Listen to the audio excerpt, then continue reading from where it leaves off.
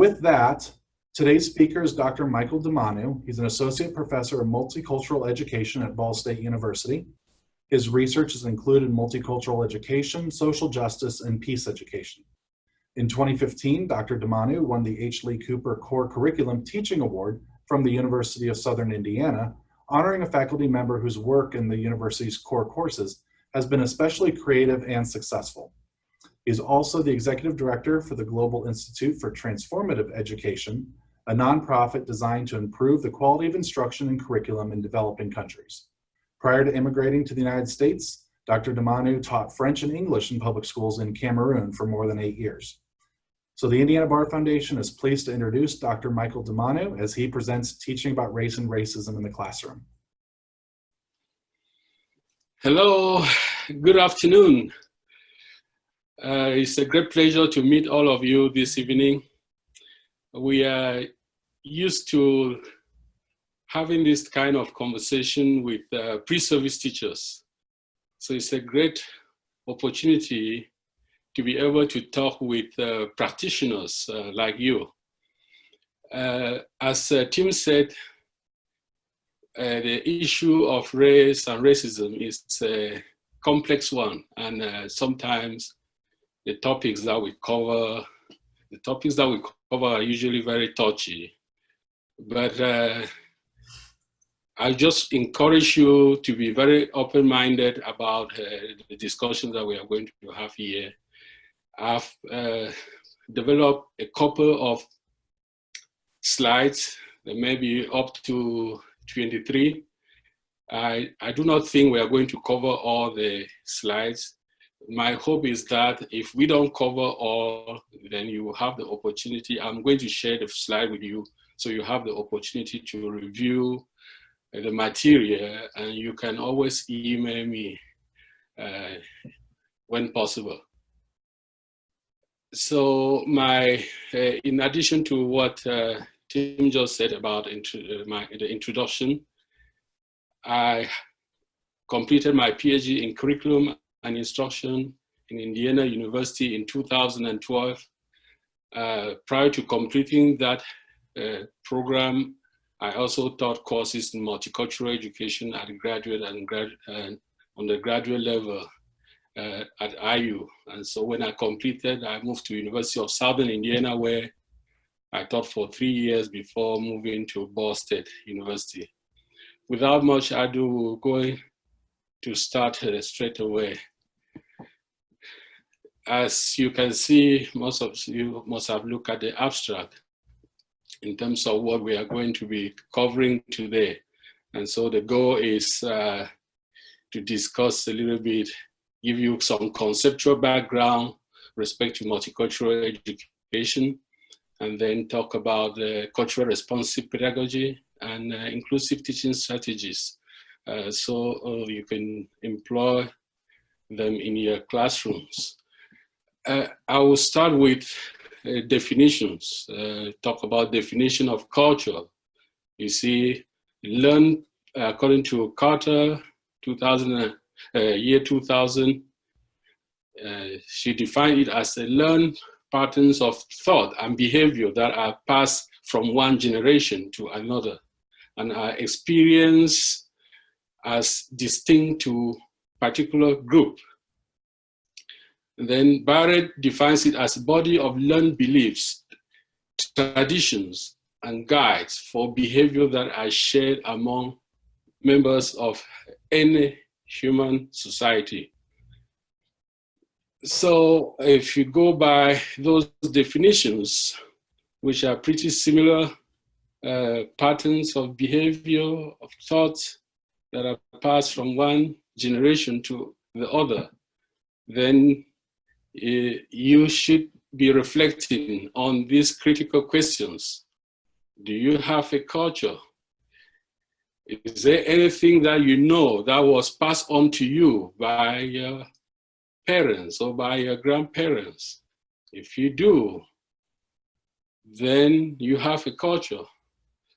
There is usually an issue. I mean, when I discuss this with my students, you know, with undergraduate students, you have half of the class that will say, I don't have a culture.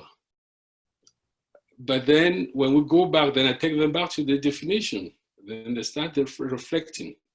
I don't know if you have given that a thought or not, but that's when you begin to think about it as a pattern of behavior, belief system that have been passed on to you.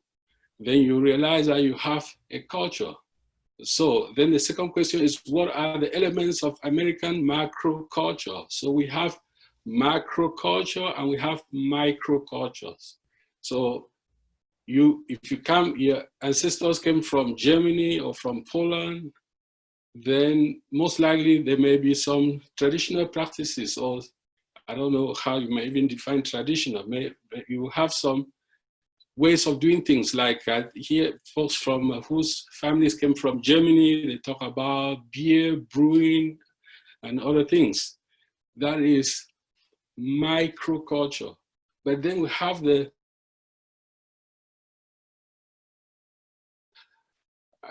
we as Americans or identify with, and those things could include the belief in democracy, freedom, equality, justice, and human rights, and many other things.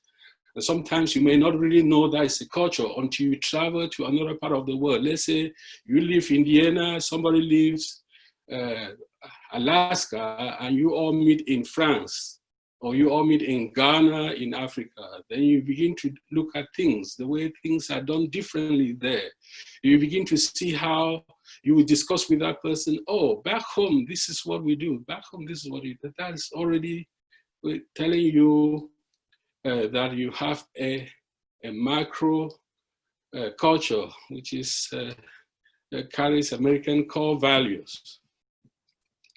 Okay, but then this salad bowl is just, we have a metaphor we call salad bowl. This is contrasted with a melting pot. So when folks argue about America as a melting pot, scholars in multicultural education will talk about salad bowl, that we are a bowl of salad, where you have all the different ingredients that are put in a plate, in a bowl, and then you choose your own dressing to mix it up. You mix it up, and when you're eating it, you say you're eating salad. You don't say you're eating lettuce or eating carrots or onions and so on. It's salad. But as you can see here, we already have dressing in this bowl. But the ingredients are still very distinct.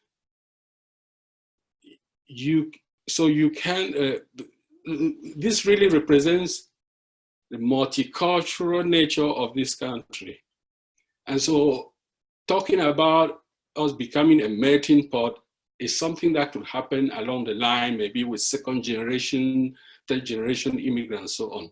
But first generation or 1.5 generation will be those who come here, who are born abroad by then. They move here between the ages of few months to 12 years. So they still have an idea about some of them will have an idea about where they came from. And then with a new culture where they live in, so they can still have a dual frame of reference to do that comparison.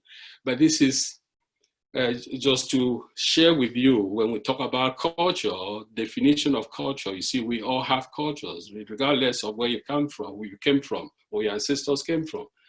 But it is unrealistic to talk about, to emphasize too much on melting pot. So in multicultural literature, we talk of salad bowl, where we could have used American macro culture to still bring people together. And that way of bringing people together could be like we are using the dressing in the salad to bring folks together. But we are not trying to make someone forget who they are or where they came from and so on, because that is almost that's almost not possible. It's not feasible. Somebody like me, I came here 15 years ago.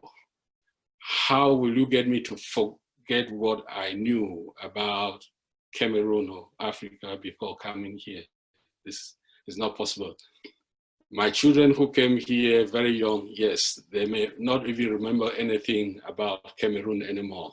Then you can be talking about melting pot. But even with that, it's still not possible because there are still elements of Cameroonian culture that are practiced at home that they carry with them wherever they go. So when you think about your classes, when you think about where you teach, you are reflecting on the enduring values. What are the enduring values of your school district? Do they include respect for diversity? Do they intend to make, do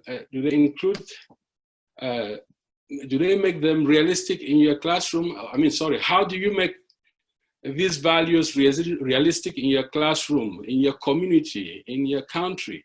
And so this, some of the things that you have to start, I mean, you are already teachers. Let me not say you have to, because when I talk with pre-service teachers, I would say you have to. But you as pre-service teachers, I'm sure you reflect a lot about these things because you look at the overarching values of your community, of your school, of your state, of your country. And then you think about how to incorporate those values into your classrooms. And if diversity is one of those, if inclusion is one of those, then that should be driving your teaching philosophy.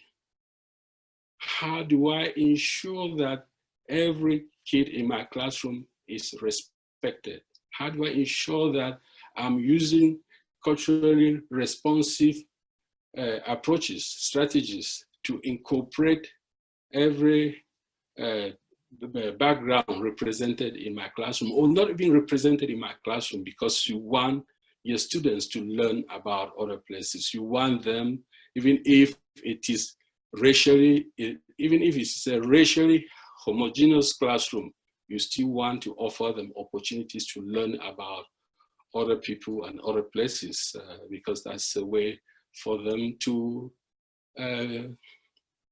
develop multiple frame of references, to develop ideas about multiple perspectives in order to deal with human beings from all backgrounds. So, second point, where do you situate your students, their parents, and the community in your curriculum and in your pedagogy?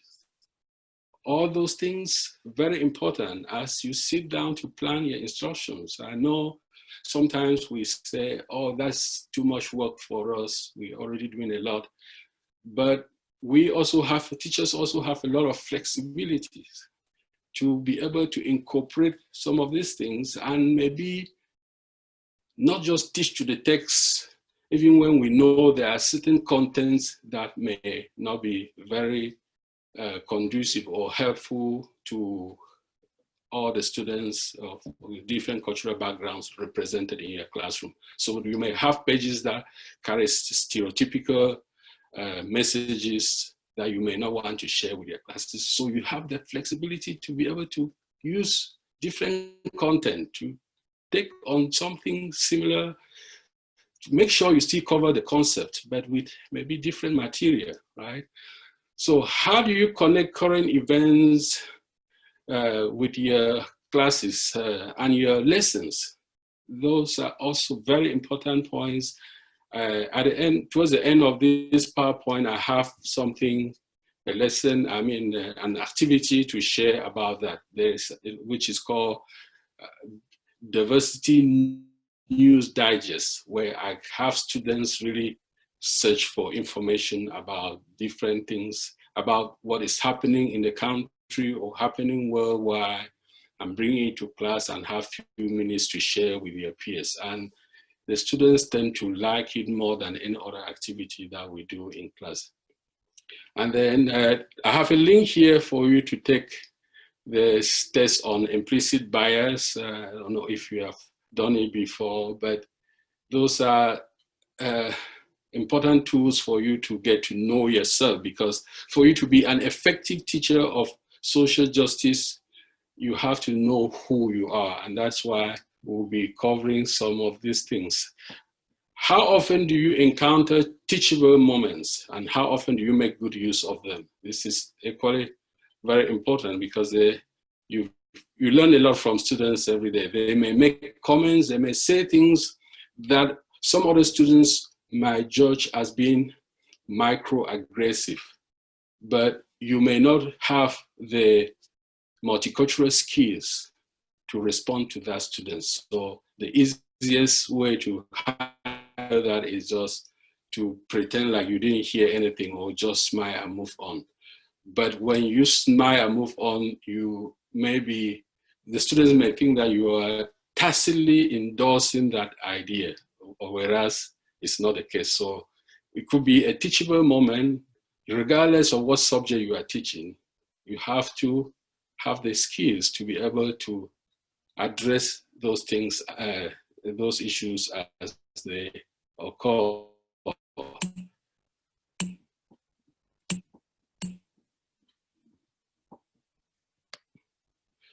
Okay, so moving to demographics, you have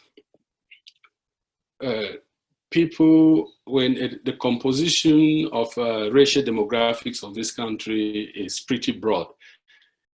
But then when you look at folks, Native Americans, folks from Europe, European Americans, African Americans, Mexican Americans, Asian Americans, and other recent immigrants, you may be asking questions.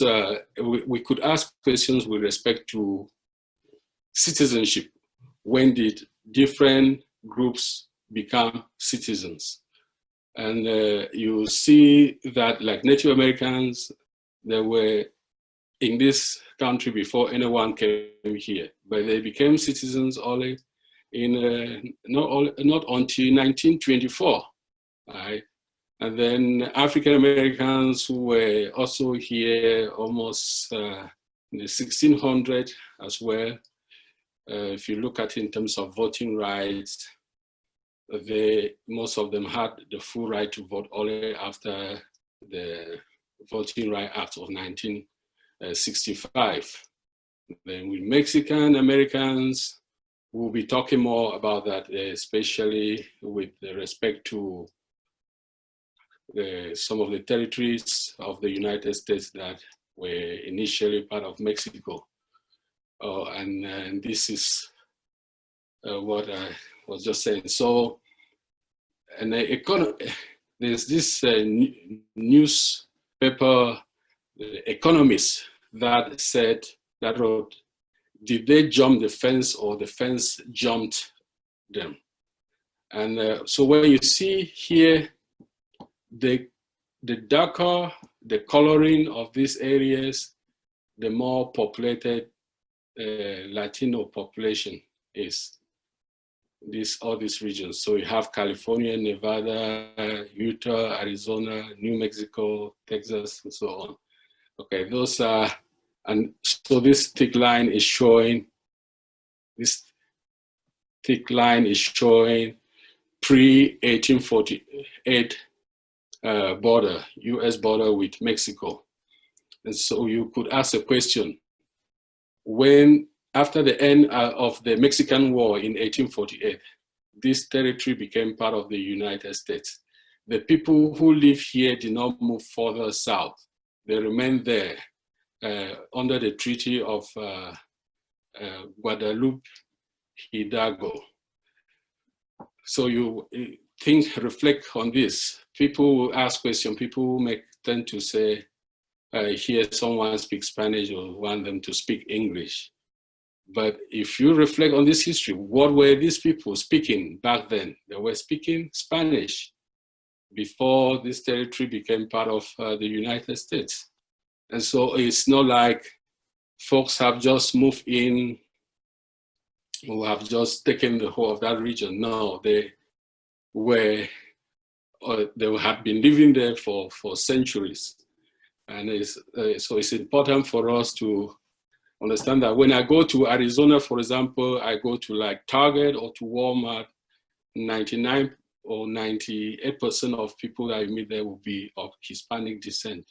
And if you don't understand this history, you might be thinking, oh, this immigration, we need to do something about immigration. No, the folks had always been there, living there. Yeah, of course, there's recent immigration, but that's something to keep in mind. Okay, so when we talk about multicultural education, as we are looking at the different people and different aspects of human diversity, it all comes down to this intersectionality. So you have the theory of intersectionality, where people, which is a confluence of multiple identities in each individual. When we talk about some of these things, like let's say white privilege and so on, you find students or folks who get upset and say, I don't have any privilege. I have worked throughout my life, or my parents worked so hard to have what they have today. But another person will say, I grew up poor. Let's say a white person who says, I grew up poor. Well, we talk about privilege. What privilege do I really have? But with intersectionality, it helps you to understand that when we talk about privilege, its degree, it varies from individuals to individuals. So when you look at this diagram, for example, you have this straight line, which is a line of domination. If you have several aspects of this identity that fall above that line, then you are more privileged than somebody who has fewer of those up there, and most of them, the rest are down. So, and then you look at each of them. Just take, for instance, when you could be male. Yes, you are male, you are already privileged. Because opposite will be down here, female. Male is privileged. Privilege, you look at it historically. I give an example. When did the first woman go to Harvard, Harvard Graduate School of Education? It was in 1920. When did the first woman go to Harvard Medical School? It was in 1935. 1935, but the first had applied to go to that medical school in Harvard in 1847. 1847, almost 100 years later, before they could be admitted. Just like we talk about voting rights, women being able to vote only in the 1920s. So folks who have been historically marginalized today, if you look at it, we have done a lot to level the playing field, but the gap is still there. That's why we don't even want to start marginalizing any group, because once we do it, then it takes generations to correct that, because it is that marginalization is transferred from one generation to the other, right? Okay, so for example, when you talk about male, if male falls up here, and then if you are male and you are masculine, then you're also privileged, because the society values people who act in a way that correspond to the sex in which they were born, biological sex in which they were born, right? And if you are male and have feminine features, then they begin to look at you differently. Then it's looking at in the opposite direction, that is gender deviant. And somebody will ask, what all these features here, how many of them can you move up? once you are down here, in how many categories can you move up? Very few categories. Because even if you are female and you suffer a lot of oppression, you decide to, you say, no, I'm no longer going to do this. I would like to identify myself as male. You will not still be treated as male. You fall in the category of LGBT, transgender, and so on. And that is even more oppression. So it's very detailed. I will leave it in the PowerPoint. You take time and look at it. But you have to look at one thing to keep in mind is look at the isms. Look at the isms assigned to each of these. Genderism, sexism. So that's why when we are defining this thing, what is sexism? It's the system of advantage based on sex that prioritizes, that benefits males. And that's the similar definition that, the similar academic definition that is assigned to racism. And so you see all the isms are in the category of the dominant group. So the dominant group, if you have any dominant identity up here, then it is part of that identity that is oppressing the underprivileged, those who are down. So like you have Anglophones, okay, those are people who speak English. Well, let's say native speakers of English. And so how do they treat those who do not speak English? Well, okay, that's what we talk about language bias. So another terminology will be linguicism. I will move to the next. And so understanding these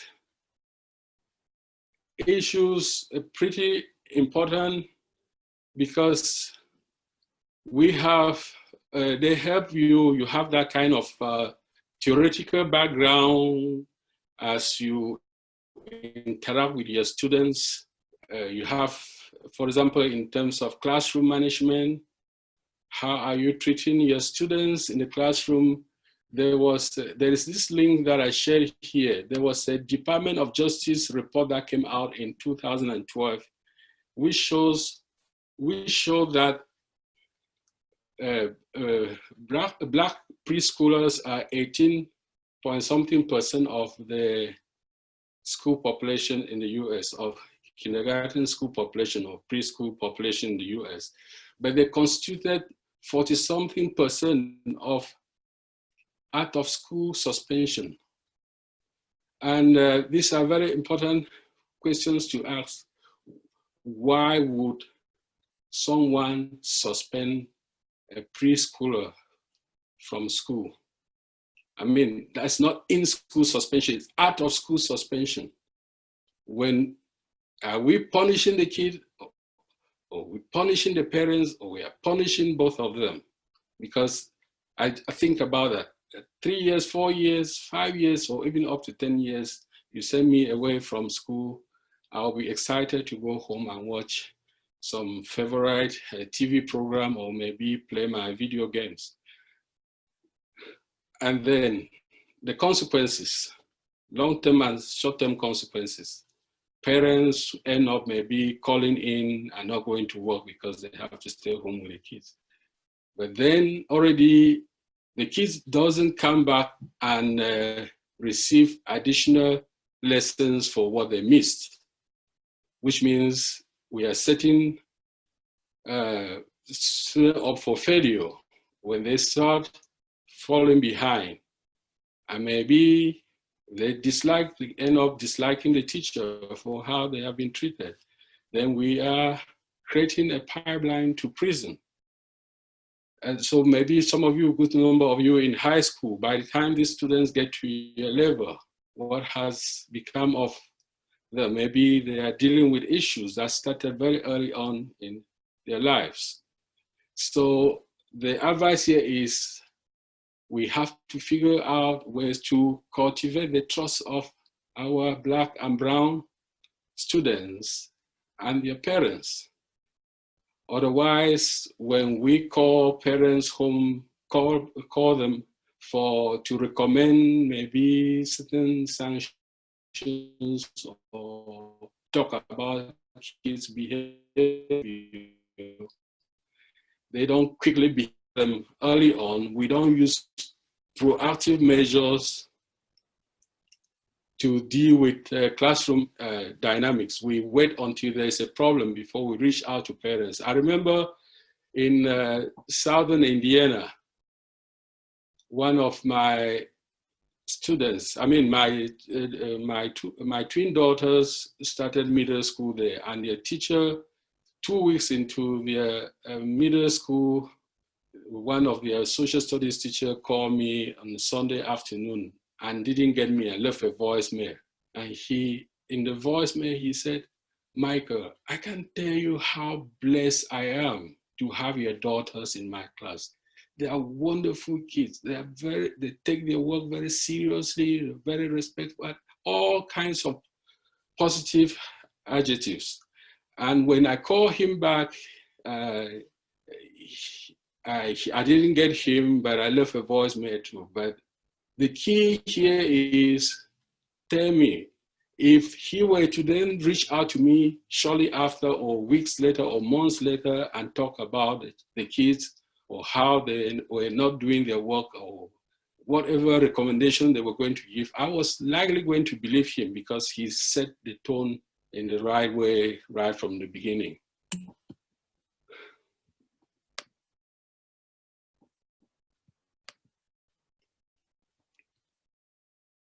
Yes, zones of multicultural learning development. I know most of you social studies teachers here, you are already well advanced in some of these things just based on your historical background, because when I teach courses in this area, those who are history major understand these things very quickly, as opposed to those who had not read the history in greater depth. And so you have folks who may be apathetic about these things, so then gradually maybe move to the passive learning stage, into active learning stage. And that is the same thing that you could be looking in terms of your students. My students who come in undergraduate, and gradually maybe by the end of the semester, the way they write on their papers and advocate on these things, the way they are willing to get to the stage of maybe donating to this, to some of these courses, makes a huge difference. Another very important aspect that is good for us to look into is teachers' expectation. When we talk about these things, we are looking at teachers' expectation. There was a study that was done, is referred to as Pygmalion effect, where scholars, psychologists went and told teachers that they have carried out a test, and certain students were going to perform extremely well. That from the test that they have carried out, this student showed incredible progress, academic excellence, and these were not necessarily students who were very good in the subject, in the content area, but because the test had shown that way, and the teachers thought that the test had shown that those kids were going to make significant academic accomplishments, the students ended up doing exceptionally well. What does that tell us? That teachers' expectation, and some scholars have even said teachers' expectation is key to understanding multiculturalism. That is, they even say it's the worst form of racism, especially when we have low expectations. That is where many students of color suffer most. When we just walking into our classrooms, we already assume that they are not going to do well just by nature of their skin color. and that is really problematic. There is an article on NPR, which if you just Google that, of teachers' expectations, NPR, you will listen to that audio. It's about 7 to 8 minutes long, but very eye-opening. So in the classroom context, so what do?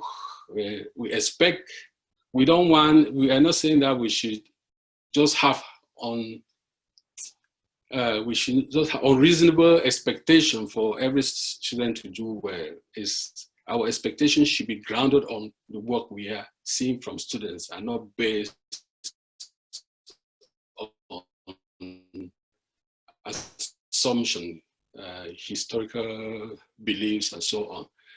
And then looking at, because this is also tied into reference, who goes into advanced placement program, who is assigned to special ed program, and so on. We have read a lot about those things. So, and parents, especially parents of kids of color, they tend to really resist, especially those who are educated, resist certain referrals, especially when they are detrimental to their kids, because it's part of what they have read and familiar with.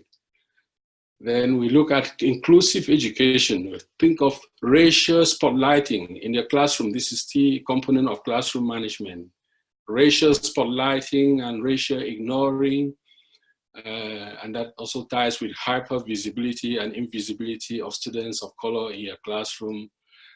How much is too much when you're calling students from a specific racial background, especially when you are discussing topics, let's say slavery and so on, or annexation of northern Mexico and things like that. How often are you targeting students of color in that area?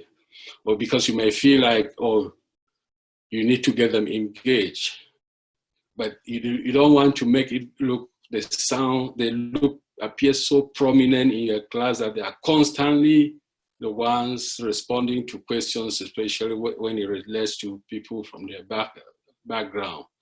Just like you don't want to also just ignore students of color in your class because you feel like, I don't know how to deal with multicultural issues. I don't want to come across like being maybe insensitive to racial issues, like I don't even know that they're in class. That is, you have to look for a modern way of being, not spotlighting, but not also ignoring. And then incorporating lessons, multiple perspective in your classroom.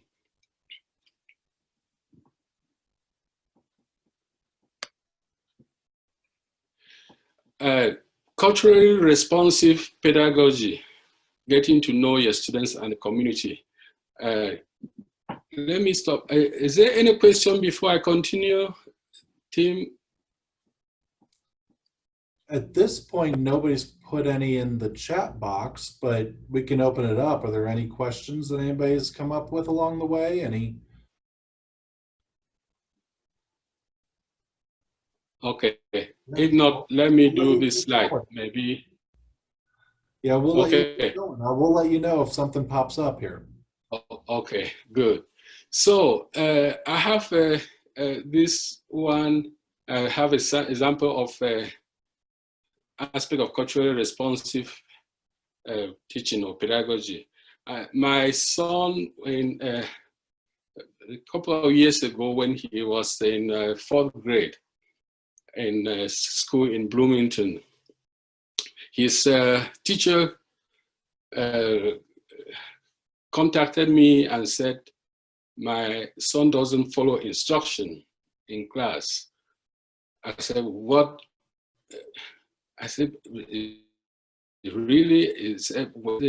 Explain it further. I said, when I ask him to do something, he doesn't. He waits until he does it only when he likes. I said, give me a specific example. He said, for example, when they are doing any project like on like artwork, maybe designing a kite and so on, when I move up to him, I say, Leslie, your table is messy. It's messy. And then he just keeps working. I said, but we at home, we use very direct approach to talking to the kids. Communication is very direct, it's not indirect. If I need a glass of water, I'll say, Leslie, please, can you give me a glass of water? I will not say, Leslie, I'm thirsty, assuming that he will understand what I mean. Please. So I usually, and so when I explained that, I said, what you could do, and this is not necessarily very cultural per se, it's just like we teachers, good teachers, you say something one way and you rephrase it in different ways just to make sure that everyone gets what you are talking about. And so I said, when you approach him on things like that, just give him instructions. Please, I would like you to tidy up your table. We need to move to something else. And when she applied that, she never had any problem with him. He left that school 3 years later because she moved on, the teacher moved on to become the director of instruction, and so was dealing with my son in all the different classes, but never had an issue. And she never forgot that example that I gave her. And that is something for us to keep in mind. But another thing, know your community, know community issues. There is an article, a chapter that I read in one other book, they talk about referring to some teachers as triangular teachers who leave their homes, go to work, leave their work, go to grocery, and then back home. And that is all. Never participate in community events. Maybe you don't even live in that district. It's important to know what is happening in that district and be able to connect with those things. Even if you are teaching science, if something has happened in the community, maybe it was fire incident, maybe it was a shooting incident, you have to be able to come in and spend some 2 minutes, 3 minutes, 5 minutes, just to catch up with your students in that area, so on. And that helps connect you with the students more. And you also learn more about what is happening in the community, and you look at it from their own perspective. And from there, you begin to also reflect on your curriculum. What am I doing in my classroom? How current is the content that I teach the students? How relevant is it to the students, to the different cultural backgrounds represented in my class? Very important. And so be a member of community challenges, and this involves, with teachers. You already have a lot of work, maybe as a school coach or after school program, you participate in many other events. Yes, it's important when you are also volunteering in some other activities. That's a good way for you to get to know your students, interact with their parents in the after school context. Because what you learn from your students, and talking about a system of measurement, bringing students material from other places, from other countries. Just think about those of you who have traveled, have to just travel north of the US, that is in Canada or in Mexico. Think about the metric system that is used there versus the imperial system of measurement that we use here. You want to help students, whether you have diversity in your classroom, racial diversity in your classroom or not, but help them connect those dots. We get to know all those multiple perspectives, because it always those things will always come handy when they go to other places, or when they travel, or when they have to convert from one unit of measurement to the other. Let's not just assume that we use feet and nothing else. I remember a teacher, when I was doing my master's in Oklahoma City, a teacher asked me, I was in a test and measurement class. A teacher asked me, Michael, how tall are you? And I said, I mean, I was just 3 months old in the US. I said, I'm 1.77 meters. And the the professor was upset. And just from his face, his expression, facial expression, and he moved on to the next person and said, can someone give me the height in this unit? And I was frustrated. I went home immediately, looked that up. I was able to convert and know my height in feet, which is 5'11". But this was a teachable moment. This was an opportunity for the teacher to ask other students to help with the conversion, or to give it as an assignment for folks to go home and figure out. He didn't do that. I went home and figured that out. I ended up being more bicultural, knowing units of measurement in the metric system and in the imperial system. Who benefits more? I do, right? Okay, and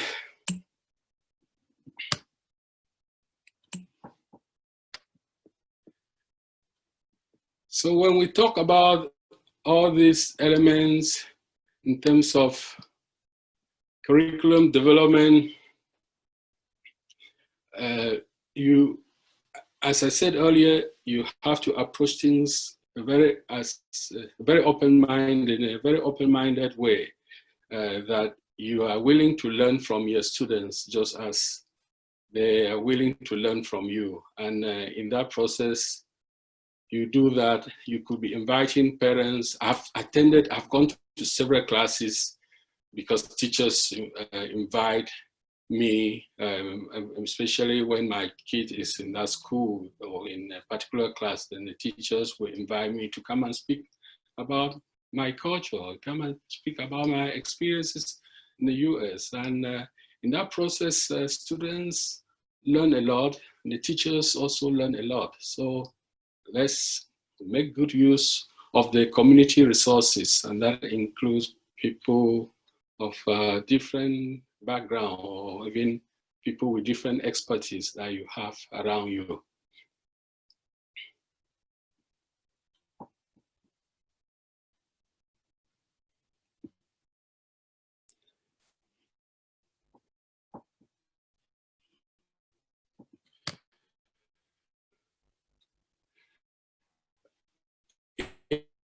In the classroom context, so as you are reflecting, how can I help my students have an enriching educational experience?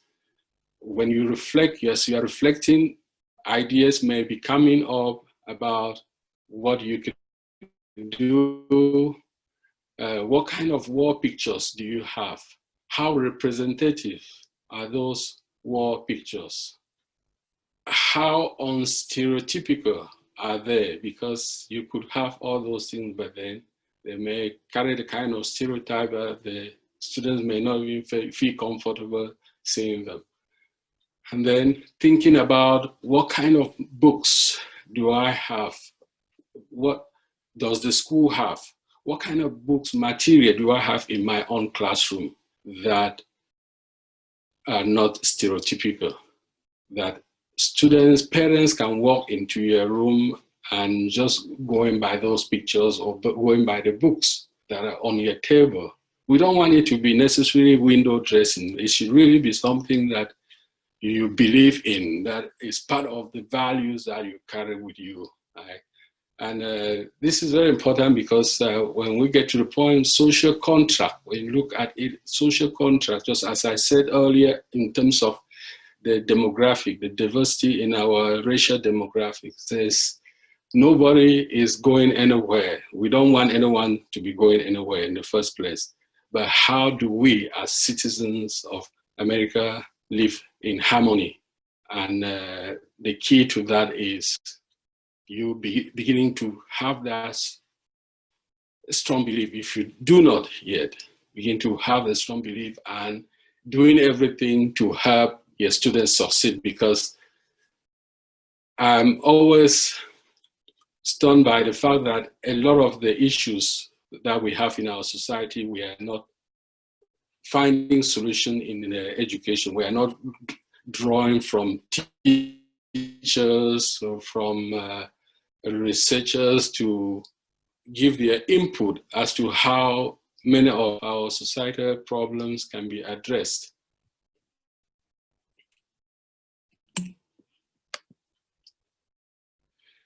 There is one assignment here, or one activity that I usually want to share with my folks, and this is, I will just give you some 2 minutes to read it. 2 minutes to read this page, and then the next page I will have some questions for you. Read this and figure out a response. What kind of answer do you have? The players on Morgan's baseball team turns,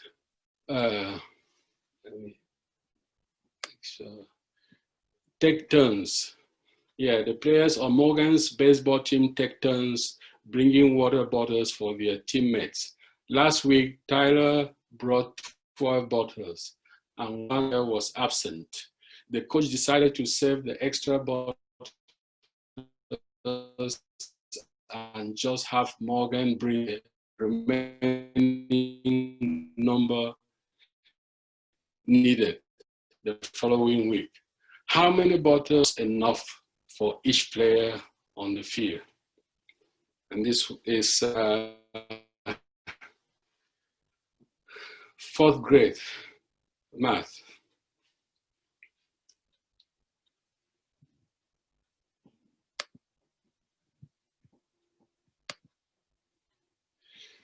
So as you reflect on the response to that question, it's good to think of the knowledge of baseball, because those are things you as a teacher, you may be somebody, you may be a big fan of baseball, and so you have not considered that there are folks who do not master, who are not fans of baseball, or who do not know how that game is played. So you are making, there are a lot of assumptions that we are making here. So somebody needs to have the knowledge of baseball, number of players in a team, and on the field, and know what league that is, because the leagues, the players, the number may vary from leagues to leagues, or whether it's young kids playing baseball or adults. And then you need to also consider have an understanding that water bottles come in individual sizes. That is the cultural assumption that water bottles are not shared, because in other places you see it, even in the European soccer games, people share, they share water bottles. You drink and you pass it on, the person opens it, maybe will not touch their lips, but they share it. So then you also have to consider the linguistics skills to understand that just enough implies exactly the right amount. That is a one-to-one correspondence, whereas enough may signify at least enough for everyone, but more may be fine.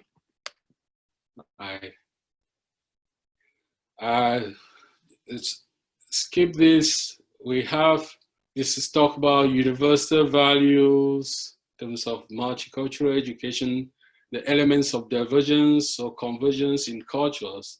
We all share all these things. There may be differences in how we practice our religion. There may be differences in how we date, how we approach a partner, a future partner, what kind of ceremony is involved in the wedding, birthdays, funerals, the practices in the showers, or baby shower, how people organize it. Some people celebrate the birth of a child when the child is already born. Some people begin to bring gifts, like here we do baby showers. All those things just have differences, but differences are not tantamount to deficiency. And so we have to keep that in mind. Otherwise, there's the tendency for us to see something that is different as deficient.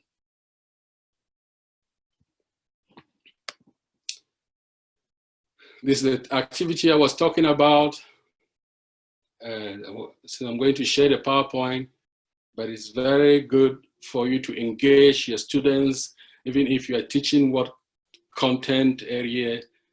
It's a way to relate to students. It's a way to get your students connected and understand diversity issues in the community, because it's not happening as we would like it to happen in high school. Most of the students who come to us in college, yes, have very limited knowledge about diversity issues. And then we have this, this quote here: when the laws that bind the community apply differently to different members of the community, then privilege undermines the solidarity of the community.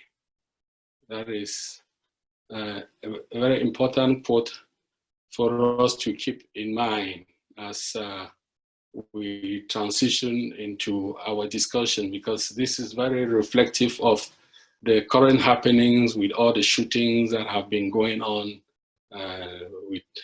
and then with folks with this movement, Black Lives Matter, trying to reclaim their own position in the society. That is, we have a government. The government is like, we have a social contract. We all pay taxes, and we all decide we need security. We hire police officers to protect all of us. How comes it's only our own people from our own racial background who are dying in the police hands, right? And important for us to be looking at that.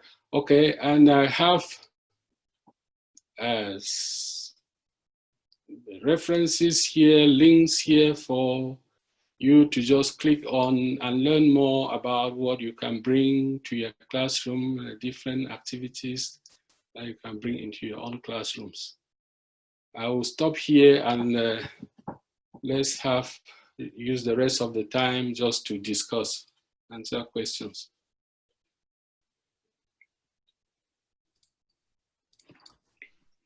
So at this point, I don't see any questions in the chat, but I do want to open it up to see if there's any questions. And I guess to get the conversation started, I'll ask one here too.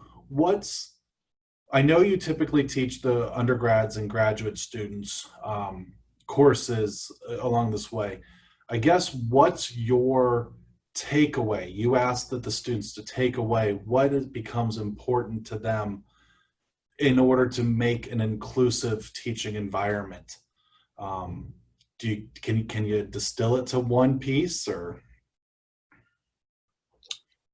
I'm not very clear about the question. What? Yeah, can you? Is there one strong takeaway that you might say to anybody listening today, or to any of your students, that do you have the important takeaway as far as how to make an inclusive and understanding classroom? Yeah, so there are a couple of ways to go about it. That is, first thing, multicultural education is a course on conflict prevention.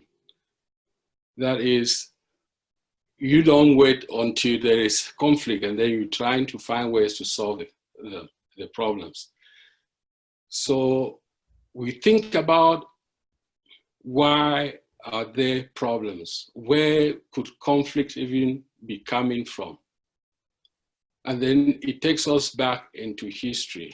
It takes us back into our belief system. And that's why I was talking about this salad bowl metaphor. Do we believe that students or people from all backgrounds have the intellectual capability to do whatever, to take any course and excel in it?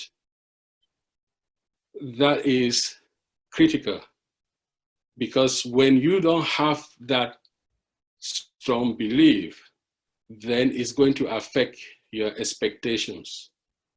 Do we believe that everyone who is currently living in the US, regardless of where you come from, if they are citizens or they are permanent residents, that we are all human beings and we all want to live together?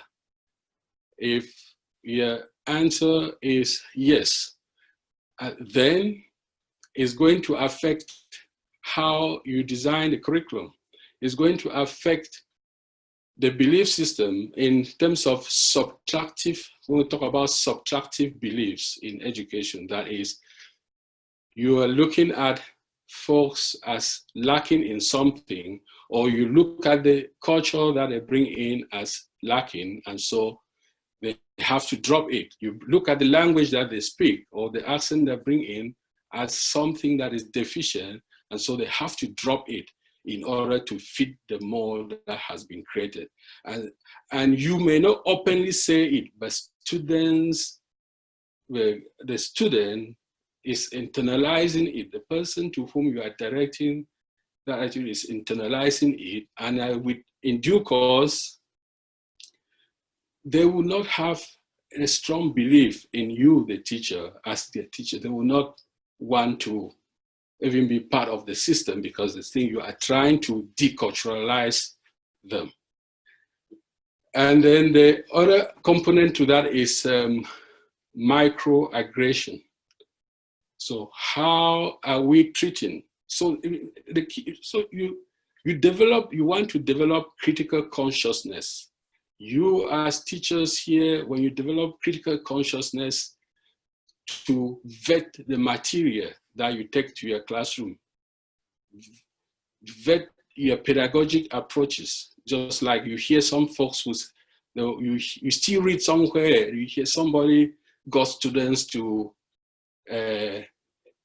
do the enactment of slavery, trying to have a group enslave another group and do all those, the kind of activity that if you have developed critical consciousness about the ramifications of such lessons, you are not going to go that route to implement that particular lesson.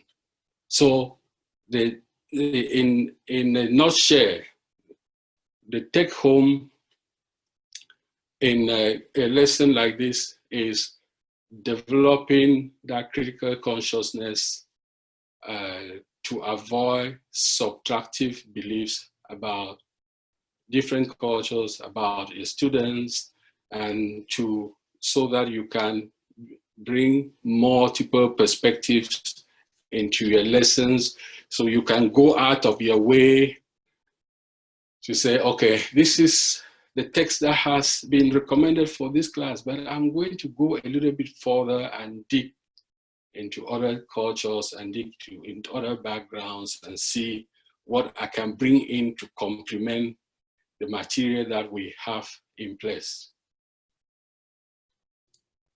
Great, thank you. Mm-hmm.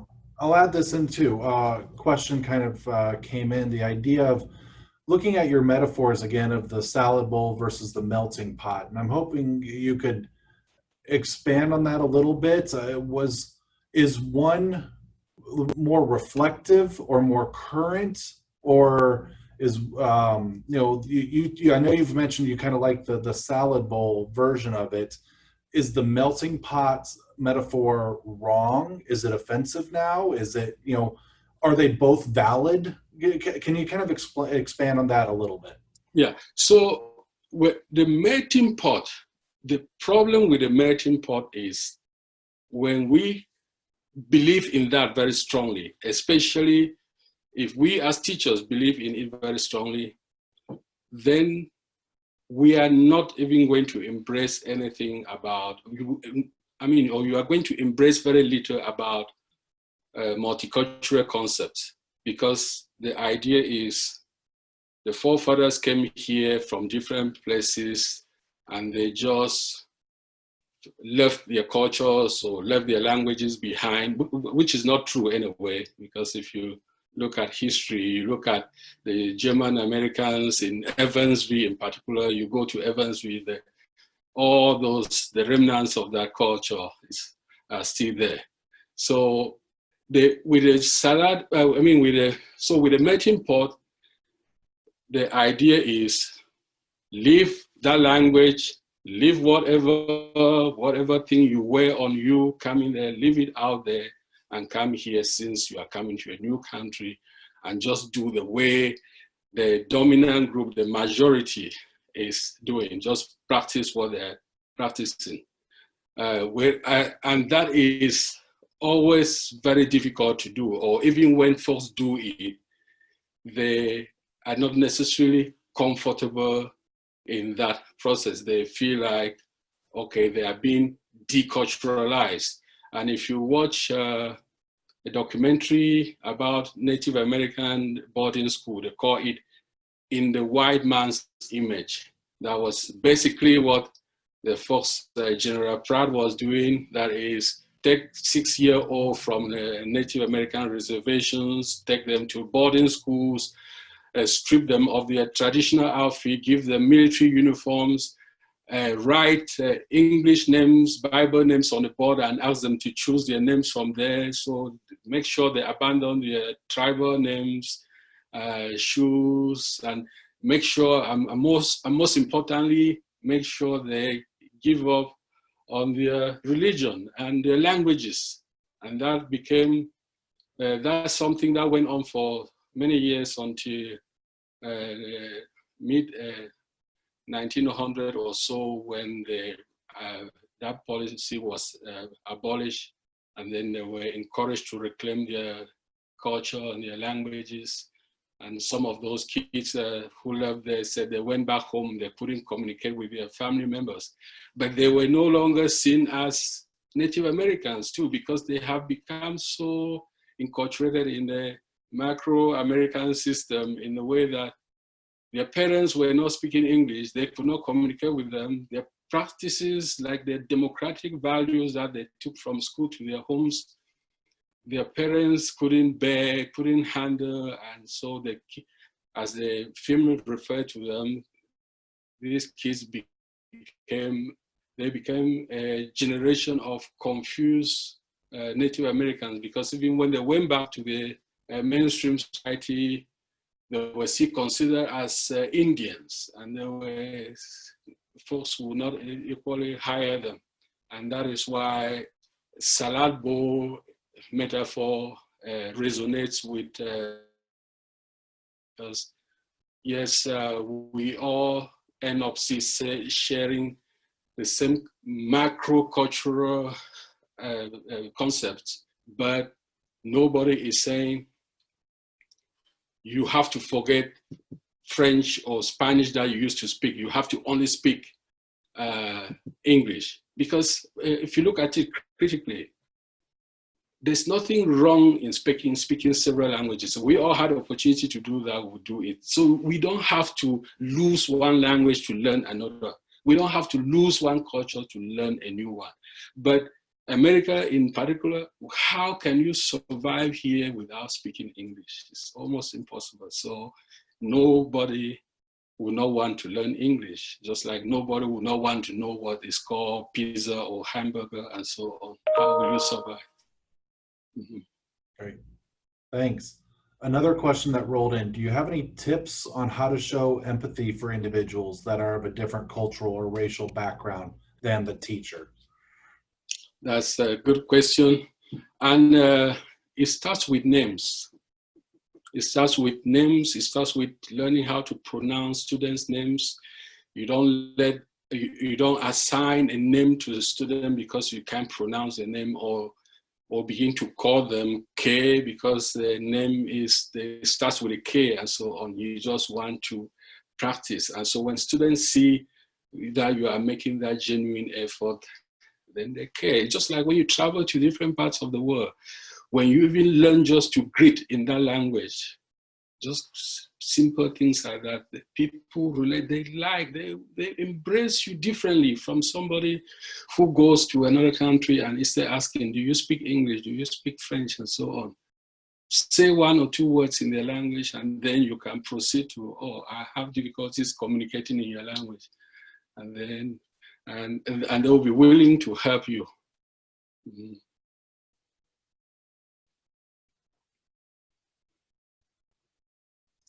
Mute myself here. Great, thank you. I'm trying to see if there's one more. I think we got time for just one more here. So Roger, it looks like that you have a question. If you want to go ahead and ask yours, then. Thank you, Tim. So you touched on projection a little bit ago on not thinking that a child can't grasp the concept or whatever we're teaching that day.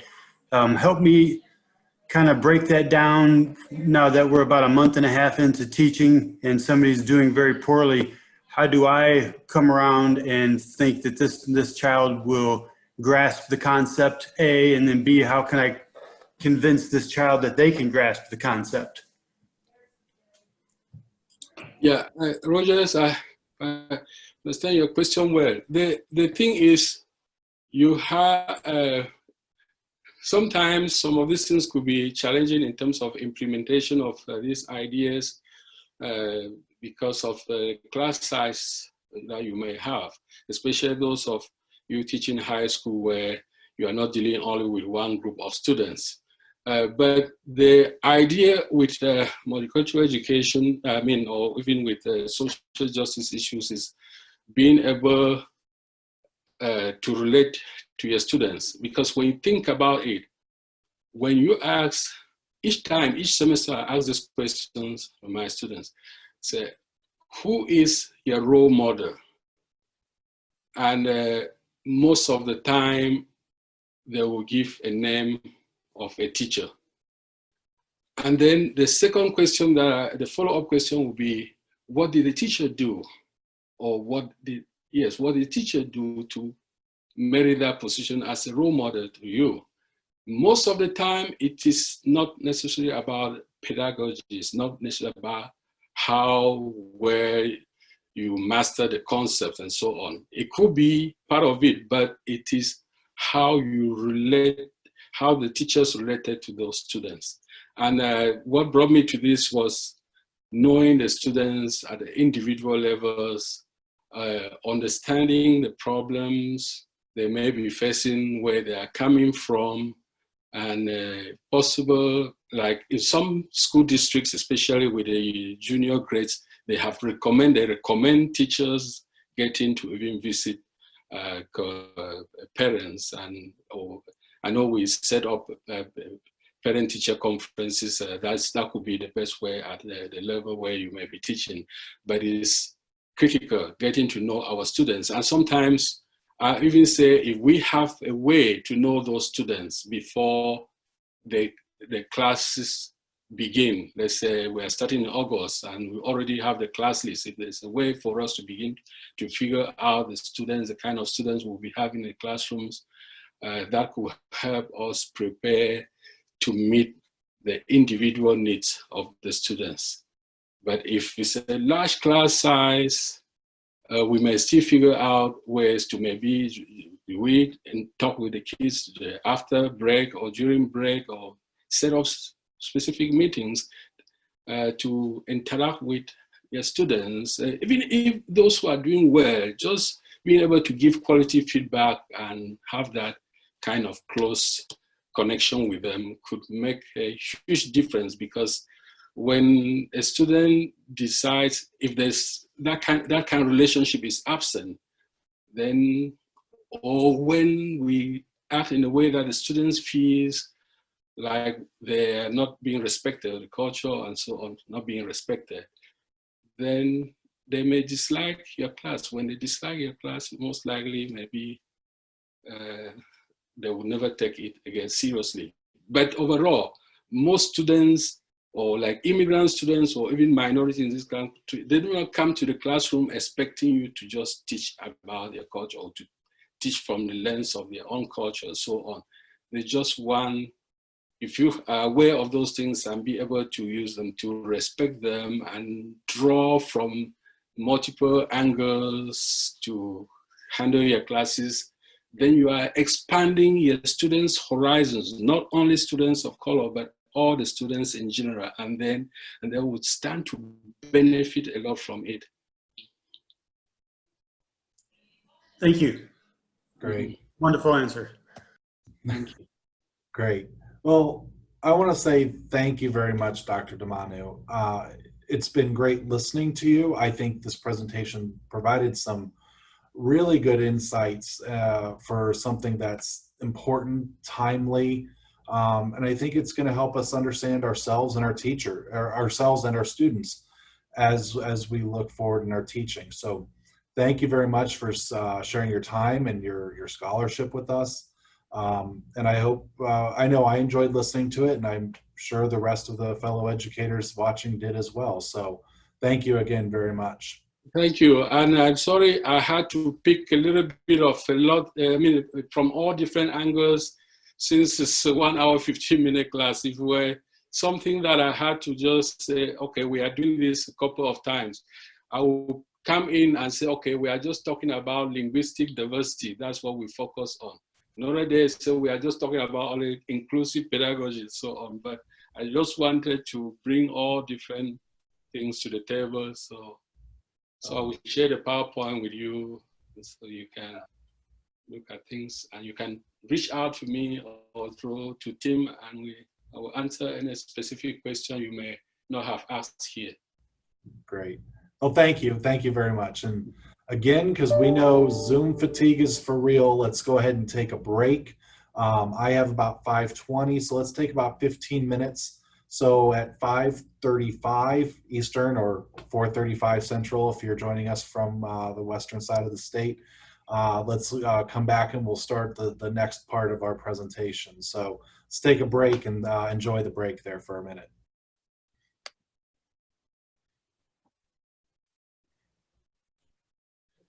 Okay. All right. Well, thanks again, Dr. Ndemanu. We really appreciate it. You're welcome, Tim. Thank you. Thank you. I'll take a break and then I come back to. Sounds good. We all need it too. Okay. All right. Mr. Riano, welcome. There we go. Hey, Tim, how are you? I'm doing well. How about you? I'm good. I'm good. I tried to get out early, and then it's, I love this job. It happens. Life happens and jobs happen. And oh, I know. And the thing, and Tim, I love how national we are, but sometimes it is just